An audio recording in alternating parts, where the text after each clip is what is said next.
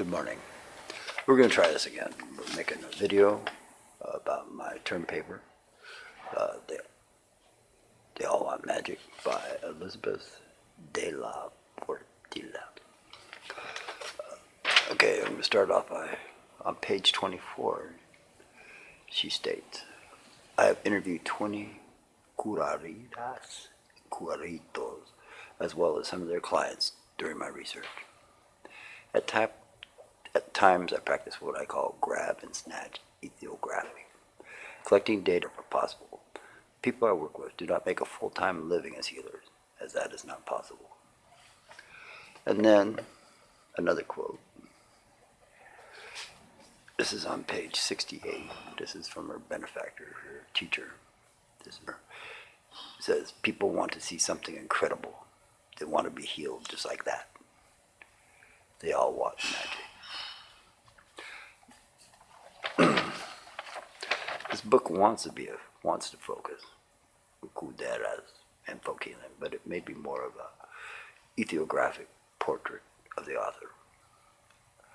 Elizabeth de la Portilla identifies herself as a native anthropologist. She states that she has a hard time with objectivity and she would become her own subject. The story is part of this research and part of the analysis. The style reminds me a lot of the first book I read, where the author was doing research on indigenous people, and then somewhere through the book, she becomes part of the subject, where the researcher becomes the research, and perhaps that was the real quest of the researcher, finding themselves doing the research. And in many ways, that's what research is, learning new information, and that information have an impact on your life.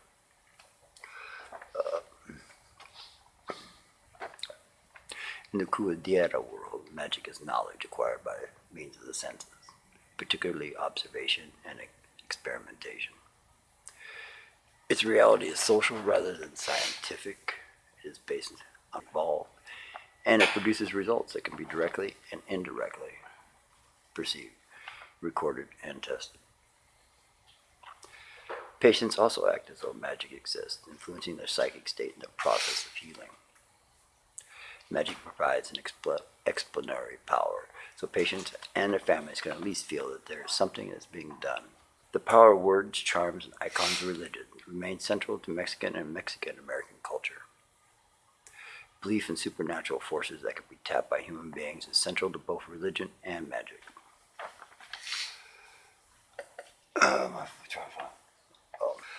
Okay, on page 61, she states that Lectursas,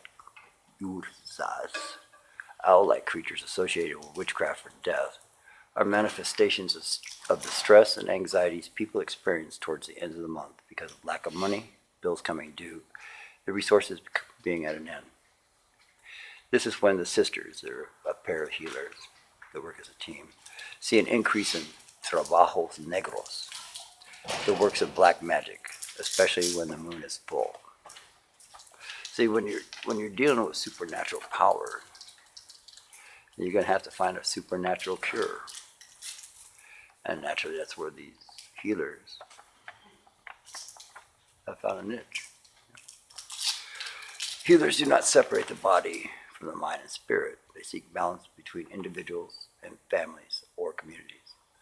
Curanderismo is a system of combining different beliefs and blending practices of various schools of thought. It combines indigenous knowledge and herbal practices with the healing methods of colonizing Spanish when they invaded Mexico. Justo, mal de oro, mal ere, and other symptoms reveal the need for translation. Our bodies feel pain, but our cultural interpretations shape our suffering. When a Mexican American experiences a loss of spirit or similar illness, the remedy must culturally match the illness. Healers act as cultural and linguistic translators. Her reflective study focuses on several people, notably her curanderita.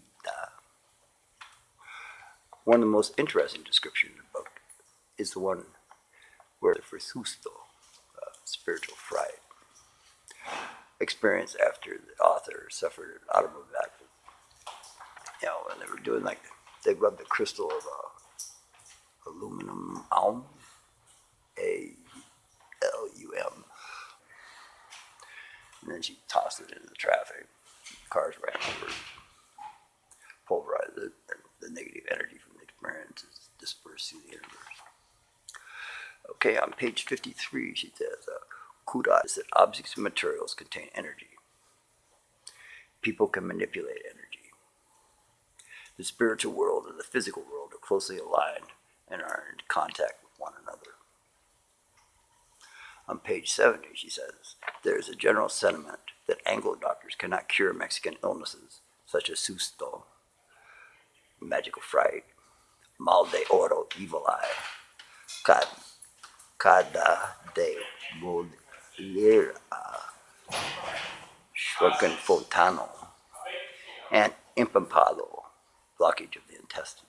You find that on page 70.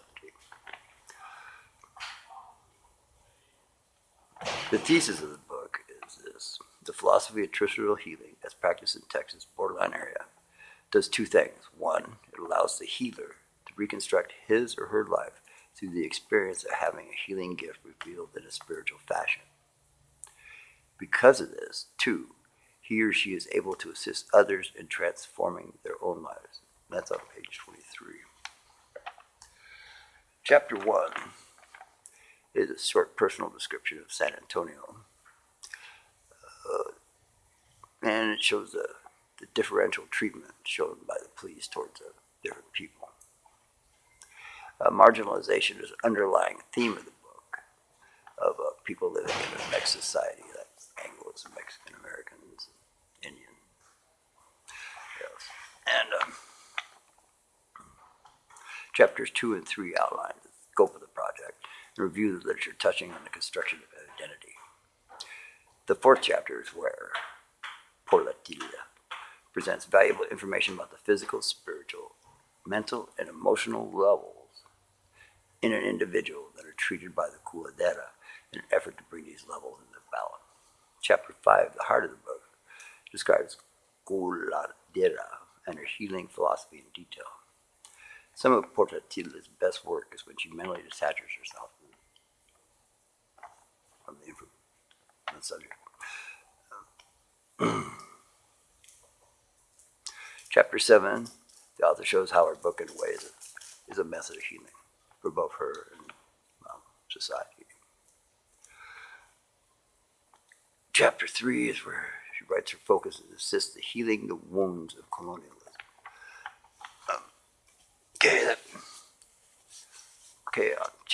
On page 21, she says, among the Spanish there was a social economic hierarchy that stratified people according to status and blood quantum. Native people occupied the lower rung, mestizos a step above. Then the gente de razón, people of reason, those of European descent, whose families included no Indian or African blood at the top. Also on page 21.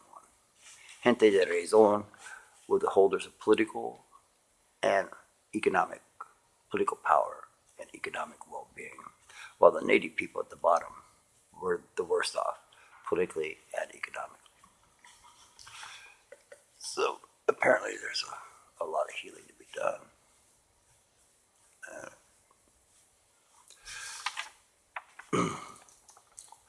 She sees curaderaísmo as a model by which Mexicans can heal not only themselves but also their community. Emphasizing the philosophy of interconnection, she points out a path to this healing. This book is also a type of healing for Porlatilla. It allows her to become a professor with the ability to influence others in her community.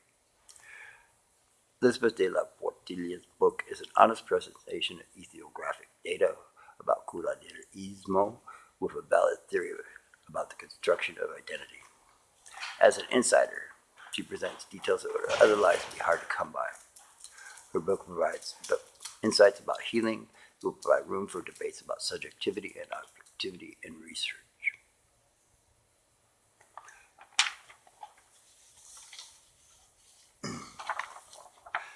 Towards the back of the book, there's a list of ritual materials used in healing and prayer. On page 127, prayers that can be used, including the Lord's Prayer, which I myself have spoken many times, is on page 127. Botanical substances that can be used are found on page 123. It was a very informative and very interesting book.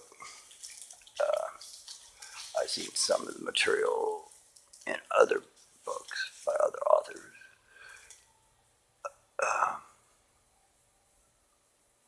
Perhaps these people are right, and my belief system is wrong. I don't know. I'm going to have to do more research in Mexican American and Indian cultures. And so one thing I've learned in school is the more you learn, it seems like the less you know. And the more there is to learn. I'd like to leave you at this time. I wish you all a very happy